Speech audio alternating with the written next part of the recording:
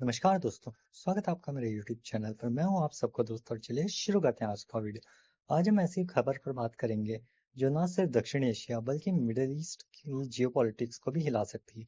जी हाँ, हम बात करें पाकिस्तान और सऊदी अरब के बीच जो साइन होने वाली अभी डील है उसके बारे में।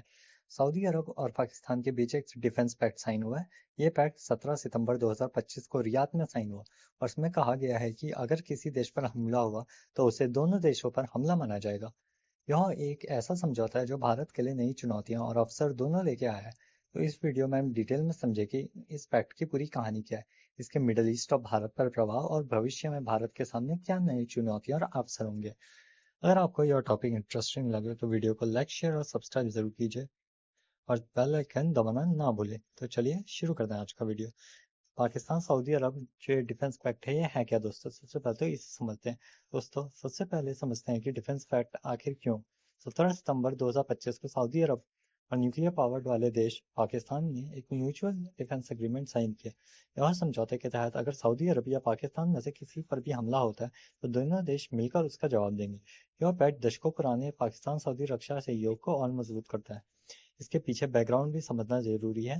पाकिस्तान अभी भिखमंगा हो चुका है और साथ ही साथ उसे पैसों की जरूरत। बेसिकली वो सिक्योरिटी गार्ड का काम कर रहा है।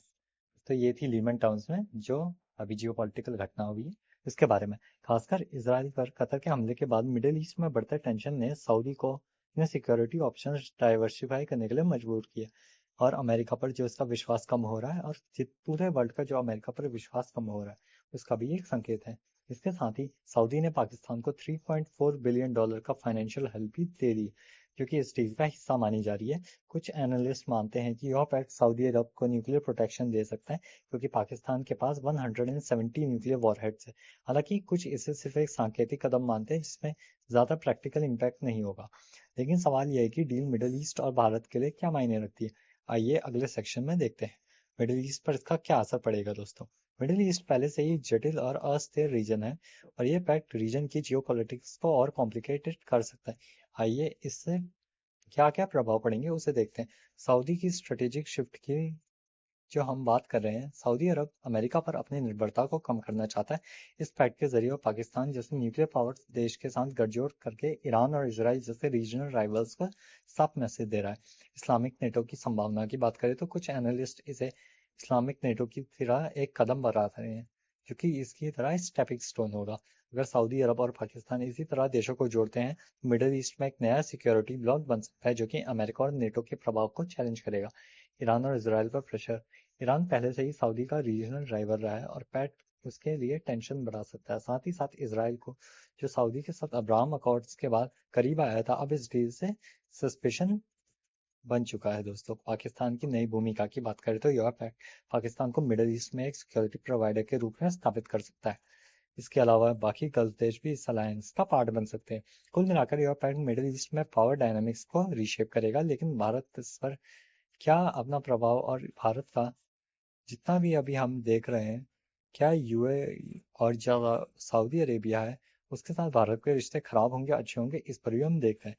पाकिस्तान का बढ़ता कॉन्फिडेंस यहाँ पे पाकिस्तान को और बोल्ड बना सकता है, खासकर कश्मीर जैसे सेंसिटिव इश्यूज पर भारत पाकिस्तान बॉर्डर पर टेंशन बढ़ सकता है। सऊदी का सपोर्ट मिलने से पाकिस्तान की डिप्लोमेटिक और मिलिट्री पोजीशन स्ट्रांग हो सकती है।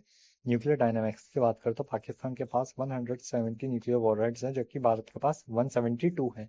अगर सऊदी इस न्यूक्लियर कैपेबिलिटी को अप्रत्यक्ष रूप से यूज करता है तो भारत के लिए सिक्योरिटी थ्रेट बन सकता है। वैसे तो भारत और यू और साथ ही साथ सऊदी अरेबिया अच्छे दोस्त हैं, तो मुझे नहीं लगता कि यूएई और सऊदी अरेबिया जो है भारत के लिए दुश्मन बनेंगे। और सऊदी अरेबिया और इंडिया जो है बहुत ज़्यादा ऑयल इंपोर्ट करता है और साथ ही साथ सऊदी अरेबिया के लिए बहुत बड़ा मार्केट भी है। तो मुझे नहीं लगता सऊदी अरेबिया किसी भी एंगल से इंडिया को दुखी करेगा और इसके पीछे पड़ेगा, क्योंकि इंडिया जो है उसका ट्रेड सऊदी अरेबिया के साथ बहुत ज़्यादा है कंपेयर टू पाकिस्तान। अब बात करते हैं पॉलिटिकल डिबेट की, तो भारत इस पैक्ट ने पॉलिटिकल डिबेट छेड़ दी है। कांग्रेस ने इसे मोदी सरकार की डिप्लोमेटिक फेलियर बताया और कहा है कि सरकार ने सऊदी को पाकिस्तान के करीब जाने से नहीं रोका। वहीं मिनिस्ट्री ऑफ एक्सटर्नल अफेयर्स ने कहा है कि भारत अपनी नेशनल इंटरेस्ट को प्रोटेक्ट करेगा। भारत के लिए नई चुनौतियां और अवसर की बात करें तो चुनौतियों की बात करें तो बढ़ता है स्ट्रेटेजिक रिस्क। पाकिस्तान की प्रॉक्सी नेटवर्क जैसे कि टेरर ग्रुप्स को इस पैक्ट से इंकरेजमेंट मिल सकता है। इससे कश्मीर और बॉर्डर पर सिक्योरिटी थ्रेट्स बन सकते हैं। न्यूक्लियर बैलेंस में बदलाव हो सकता है। अगर सऊदी को पाकिस्तान की न्यूक्लियर अम्ब्रेला मिल गया तो भारत के न्यूक्लियर डिफेंस को चैलेंज कर सकता है।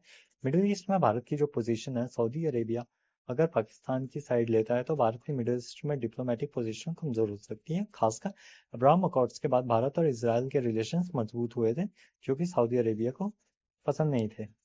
पसंद तो नहीं थे, मैं ये नहीं कहूँगा, पर जो सऊदी अरेबिया है वो एक मुस्लिम कंट्री है, तो उसे कुछ चीज़ें प्रोजेक्ट करनी पड़ती है। चीन का फैक्टर भी इसमें आ जाता है। पाकिस्तान का सीपीईसी और चाइना के साथ गहरा रिलेशंस इस पैक्ट को और भी कॉम्प्लिकेटेड बना देता है। अगर सऊदी सीपीईसी में इन्वेस्ट करता है तो भारत के लिए रीजनल बैलेंस और मुश्किल हो सकता है।